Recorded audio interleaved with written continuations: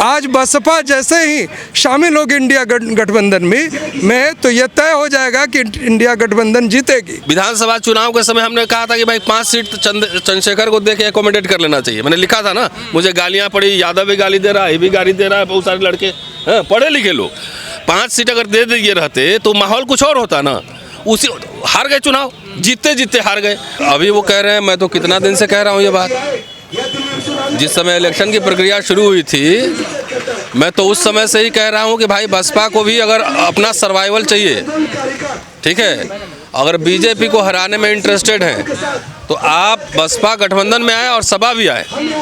ये तो हम शुरू से मेरा स्टैंड है। लोग मेरी बात से सहमत नहीं होते हैं, मुझे गालियाँ भी पड़ती है, लेकिन ओरिजिनल बात यही है, बगैर समझौते के इंडिया बनाम एनडीए लड़ाई जब होगा ना, सब विपक्षी एक साथ आएगा एक मंच पर, तब जाके लड़ाई सही होगी ना। मायावती जी इंडिया गठबंधन में क्यों नहीं आ रही है? अब इसका जवाब तो बसपा के प्रवक्ता देंगे ना, मैं कैसे दे सकता हूँ? क्योंकि यहाँ पे आपने कहा वो विकल्प है। नहीं, मैंने कहा कि सबको मिल के लड़ना चाहिए, तभी बीजेपी को हरा पाएंगे।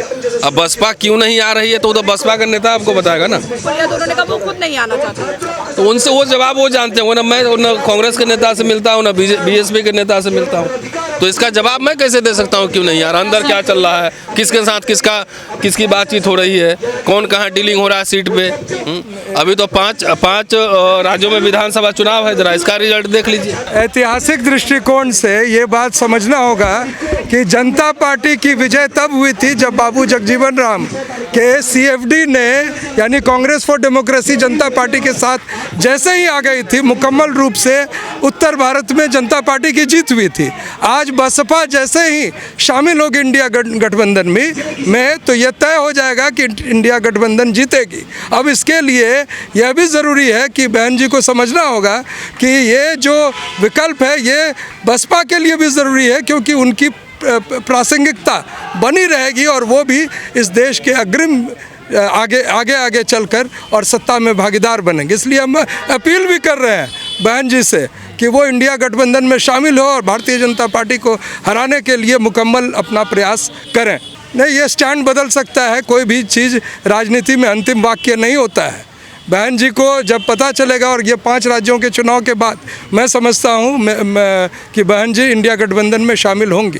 सर, चर्चा ये भी है कि हो सकता है मायावती जी बीजेपी को एंड टाइम पे समर्थन दे दें। मैं इसकी दूर तक कोई नहीं समझता हूँ कि ऐसा होगा।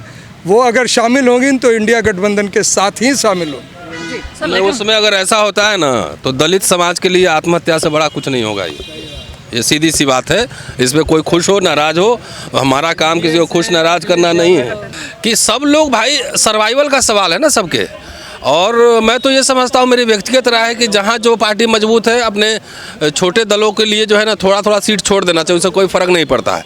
और उत्तर प्रदेश का चुनाव था, उस समय मुझे बहुत गालियाँ पड़ी थी। उससे पहले लोकसभा हुआ था, उस समय भी पहले से हम लोग कह रहे थे कि सपा बसपा गठबंधन हो जाएगा पहले से, तो लोग मुझे ही गालियाँ देते थे।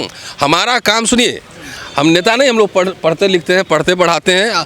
हमारा काम आपके सोच के बियॉन्ड देखना है, उसका एनालिसिस करना है कि ये आपके सर्वाइवल का भी सवाल है कि अगर बीजेपी इस बार जीत गई तो आपकी पार्टी बचेगी, आप बचेंगे कि नहीं बचेंगे, पहले आप ही तय कर लीजिए। हम लोग का तो छोड़ दीजिए, हम लोग का जो होना होगा, वो लड़ ही रहे हैं 10 साल से।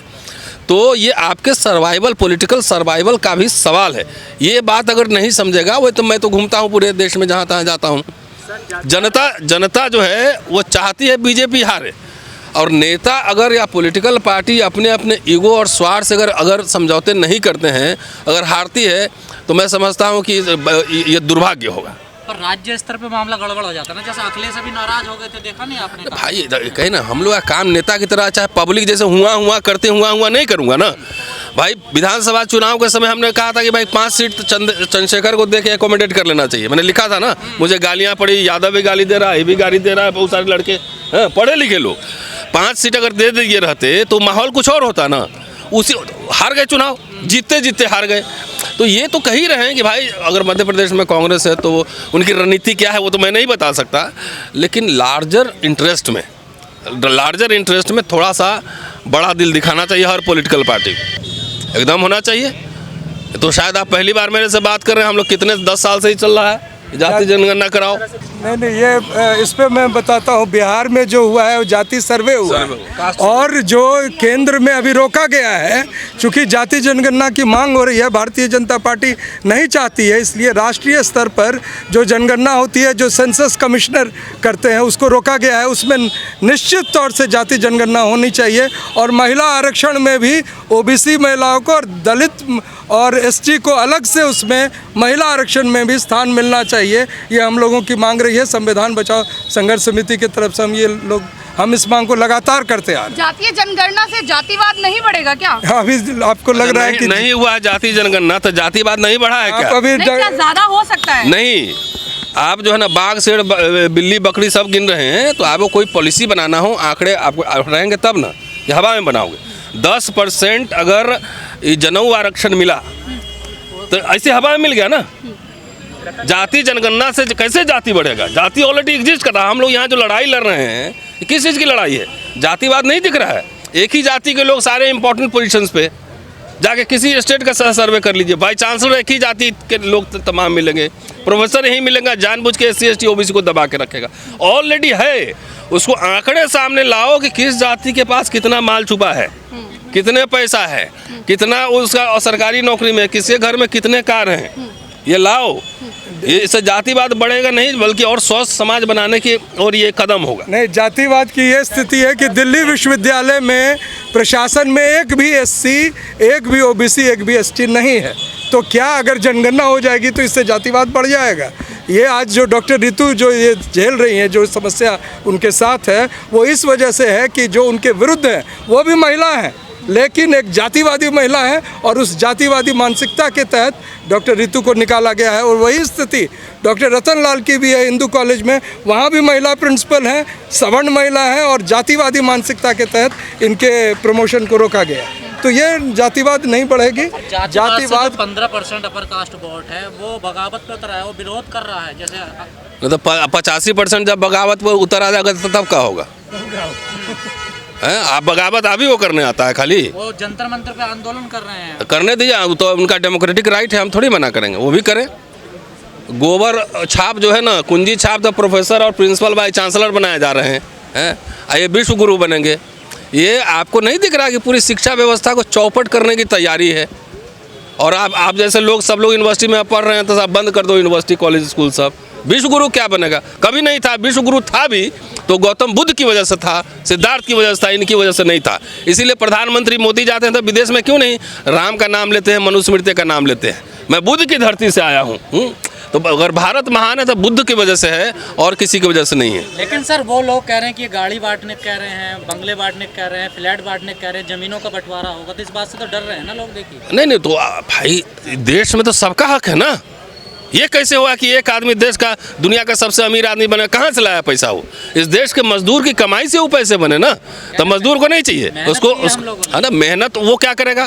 फैक्ट्री में जाके कोई क्या काम करता है?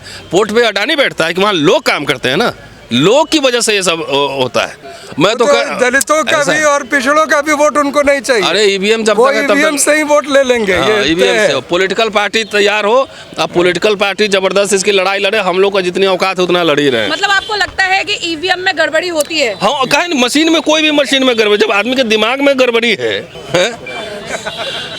जब दिमाग में ही गड़बड़ी है तो मशीन में क्यों नहीं हो सकती? और मोदी जी कहते हैं डंके की चोट पे कि ईवीएम में कोई गड़बड़ी नहीं है। उनके कहने से क्या, अपना डिग्री दिखा दें पहले। ईवीएम छोड़ दीजिए, पहले अपना डिग्री दिखा दीजिए ओरिजिनल वाला। तो आपको लगता है कि वॉलेट पेपर से इलेक्शन होने चाहिए? एकदम होने चाहिए। ऐसा कोई कारण नहीं कि नहीं होने चाहिए। ईवीएम से हो रहा है तो 1 महीना बाद काउंटिंग क्यों होता है? समय तो इसमें भी लग रहे हैं, पैसे तो इसमें भी खर्च हो रहे हैं, और ट्रांसपेरेंसी नहीं है।